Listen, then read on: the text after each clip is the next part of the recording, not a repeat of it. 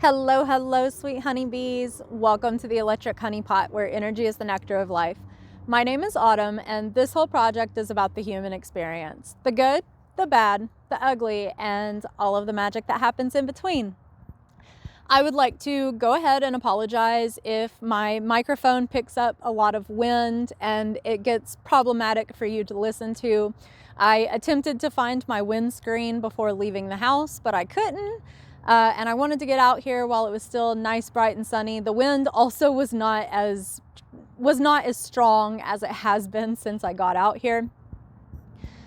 I also don't know if you believe in any kinds of omens or synchronicities, but as I was leaving my house, I saw a vulture and a crow flying overhead. And this vulture was like 3 times the size of this crow, yet it was flying away scared of the power of this crow. This crow was quite literally plucking the feathers out of this vulture's wings and causing it to flee, which I think is pretty symbolic of the conversation that I want to have today, because I want to talk about some pretty big subject matter that is going on in our country right now and show some solidarity with my fellow human beings who are being mistreated by our government. I also was not going to be recording here in this cemetery. It was not my plan. But after I stopped and got a matcha latte, I was driving past on my way to go film by the river again, because I tend to flow really well by the river. And I passed the cemetery and I thought to myself, this would actually be a really good place to come film what I want to talk about. Why? Because this is Greenwood Cemetery in Columbia, Tennessee. The vast majority of the Polk family is buried here, and if you do not know who the Polk family is, it's the family that the 11th U.S. President James K. Polk came out of. He is from this city. His family is actually interred right there, if you can see all of those, including his mom and dad. A couple of them buried over in this area as well. But James K. Polk is mostly known for expanding the borders of this country. He took us to war with the country of Mexico. Please do your own research, because I am not looking at any of my sources right now. But he's responsible for a great deal of expansion of the United States. The United States exists due to conquering, genocide, and mass ethnic cleansing. It was not always the United States. It is quite literally stolen territory. All of our ancestors were also illegal here. I use that term because that's the term that everybody that supports what is going on in our country right now decides to use about the people that are currently being arrested by ICE and deported. None of us are truly illegal here on planet Earth. And all of these borders that are drawn up by the people in charge are created to keep us under their power and under their control. They're borders that are designed by our oppressors to keep us believing that we are different from our fellow brothers and sisters from different parts of the world, and that we need to be wary of them and we need to be divided from them in order to be secure. This whole concept that America is free is 100% an illusion, because we are actually, I love how the wind is picking up as I talk about this, very powerful stuff. Living here in America, our entire identity is tied around a social security number. We are literally property of the United States government. And because we are property of the United States government, U.S. citizens believe that they are better than other people that want to come live here and try to have a better life, because for so long we have touted ourselves as this wonderful place, the best place in the world, the place where you come to make dreams come true, when it hasn't been that way for a long time, yet we still brag as if we're the greatest country in the world when we have so many problems. And then we wonder why people want to be here in the first place, you know? It's so ignorant. But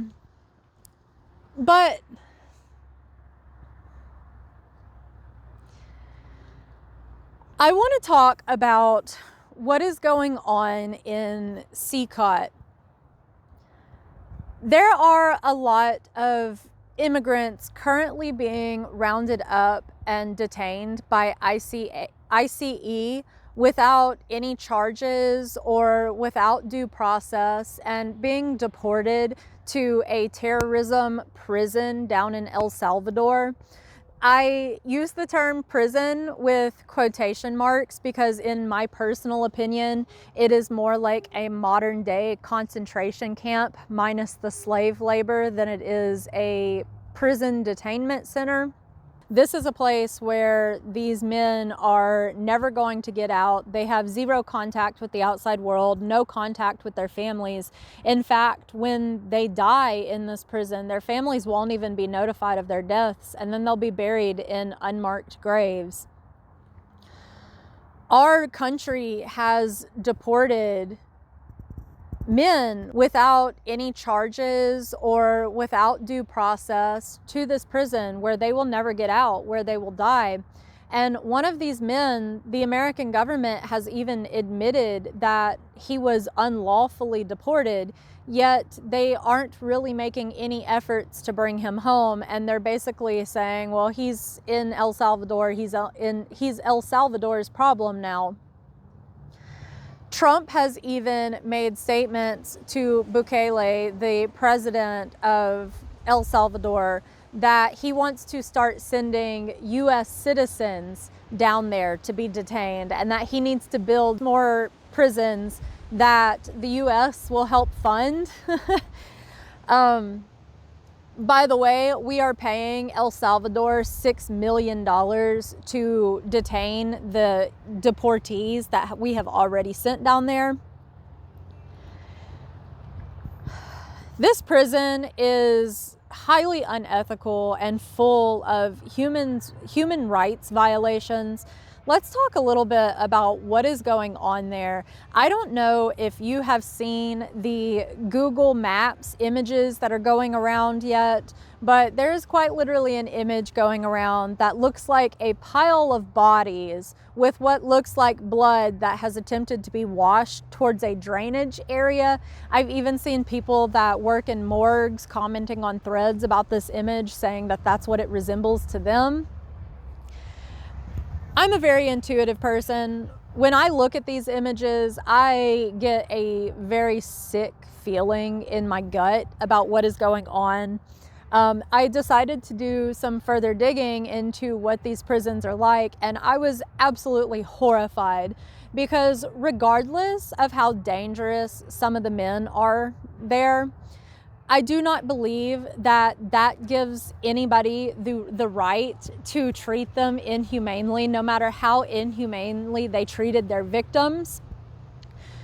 You are no better than the person that you call a monster if you are also inflicting physical and mental torment and pain onto another human being. This prison is quite literally a torture facility. When inmates arrive, they have to walk with their heads down. They are completely shackled. They are sat in rows, touching each other, almost completely naked after having their heads shaved, and they have to lean their heads onto the backs of other men. Once they're in, they never see the outside ever again. They are never allowed outside to experience fresh air or sunshine. They sit in this cramped cell for 23 and a half hours every single day, only being allotted 30 minutes outside of these cells in the main corridor in order to perform stretches. They aren't given any kinds of mats. They aren't given any kinds of blankets or pillows. And they only have 2 toilets for all of those men in that cell, where they are subjected to artificial light, artificial fluorescent light at all times of the day. They are never allowed to be in darkness unless they're sent to an isolation cell, which I'll get to that in a moment. But this causes them to have no concept of time whatsoever. They have no sleep cycle, and they have no idea how long they have even been there. They don't know what day it is, what time of day it is, and they don't know how long they've been there. You know, it is a place where time is completely non-existent, which is an exceptionally cruel form of torture for a human being. They are also fed the same meals every single day. They are fed beans, rice, sometimes a tortilla, and sometimes plain pasta. They aren't given any kinds of meats, fruits, or vegetables, so all of these men are intentionally significantly malnourished. Bukele has even made remarks about starving these men if they try to retaliate in any way, which, you know, it's a never-ending cycle. You do not heal people by treating them like animals. And the whole reason why things like gang violence and crime exists in the first place is because generations upon generations of trauma. I mean, El Salvador in particular went through this horrible civil war, and it's also this country where all these cartels and the drug trade, the gun trade is traveling through it, and all of that is a result of issues that are going on in the United States as well. Like, it's a multi-layered issue. There goes a hawk flying overhead. I love it. Back to what it is like inside this prison. If these men ever need to go to an isolation cell for any reason, they are placed inside a completely dark room where their only light source and source of fresh air coming in and out of the cell is a hole about the size of a baseball, which is also extremely cruel, placing someone in almost complete and total darkness in complete isolation from human contact from the world. Men here are also subjected to beatings and other forms of torture. Like, this is just an absolutely horrible place. And I'm really happy that El Salvador citizens can feel safe leaving their houses, but if these men are being rounded up without charges or due process, it really makes you question what else the government might do if they are allowed to get away with this kind of power completely unchecked. And the fact that there have been people that have been unlawfully deported, admittingly, by the US government, nice little butterfly, yet they aren't being returned. And then these images surface, and it really begs the question, are these inmates even alive still? Or are there signs that they have been abused since being there? Because they have been there for over a month, and a lot can happen in a month, especially in a place like that. I don't know. I think back to World War II, and it was the law to report Jewish people and gay people and black people as well. And look what happened to them. It just kept growing, you know. First it was one group of people, then it was another group of people, and it just kept spiraling out of control because the people allowed it to happen, and the people just wanted a scapegoat for the problems that were going on in their country instead of actually looking at the root causes of the problem. And I'm witnessing the exact same thing happening here in America. You know, all of these US citizens blaming illegal immigrants for things that are going on in this country when, you know, US citizens are driving up the crime rate too. I mean, just look at all the mass shootings that happen, and it's a result of primarily white males. And I mean, me personally, I have even experienced horrible crimes here in the US committed by a US citizen. My own mom was hunted like an animal and then beaten to death with a baseball bat by her boyfriend. And it took 2.5 years to arrest him, and he's claiming self-defense. And there's the possibility that there may not even be justice in that. Our country is full of injustice involving US citizens too, but we just want to blame brown people and people from other countries for problems that we have created for ourselves. No one's illegal on planet Earth. Our oppressors want you to believe that the fact that you have a social security number that makes you a US citizen makes you superior to any other human being, when all it does is make you the property of the American government. It makes you easier to track. It means that you have to pay taxes. And, because you have to suffer, you want other people to suffer too. I've done a lot of suffering in my own personal life, and I have chosen to not become such a cruel person as a result of it. Because of my suffering, I don't want to see other human beings suffer. And that's one reason why I am absolutely disgusted by the things that are going on within our country and within our government right now. I see all of these people as human beings, and regardless of people's crimes, people deserve humane treatment, because again, are we really no better than the people we call monsters and criminals if we are willing to torture and do the exact same things to them? It's this really ugly, nasty side of humanity that a lot of people refuse to confront. They just point the fingers and call each other horrible human beings without realizing that they are also falling into these deplorable views about humanity and other human beings. They sit at this place of superiority, not realizing that we are all equals and we were intended to be sovereign beings, and we can't be sovereign beings because we are owned by our governments and we are placed into these borders where we are controlled by our governments.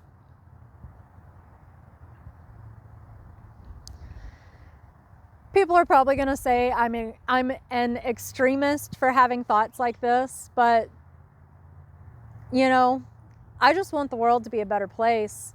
I want us to actually experience freedom for once, instead of living in a state of security, a security state under the guise of being free, because we're not really free. The government thinks they have the right to dictate a lot of the things that we do with our bodies, the choices that we make. And I am a firm believer of the philosophy, if you are not harming another human being, you should be able to live your life. I'm just tired of being silent, because I see all of the fear that is being created, and I see all of the hatred that is going on within the country, coming mostly from the conservative side. Now, the left side spews a lot of hatred towards the conservatives, and I can understand it, because supporting some of the stuff that's going on right now is absolutely horrible. But I personally don't support either side, because I recognize that it is two different wings of the same bird, a vulture living within our society. And I think back to that crow I saw ripping out the feathers of the wings of that vulture on my way here. Crows represent intuition, wisdom, intelligence. We should be more like the crow. We should band together as a murder of crows and take down the vulture that is causing all of this division, that creates all of the hatred and all of the war that is happening in our world right now. All of this is about money and control, and we allow it to happen. We fall for the propaganda. We fall for the brainwashing. We point fingers at other people, the ones that aren't in control, instead of holding the ones that are in control accountable for what is going on. At what point is enough enough? At what point do we come together as a human race and realize that the powers that have been are why we have the problems we have? It's why we have inflation. It's why here in the US specifically, homeless rates are increasing. Mortgages are going up. People can't afford to live. I mean, my mortgage is $2,300 a month. That is absolutely ridiculous. The American dream is dead.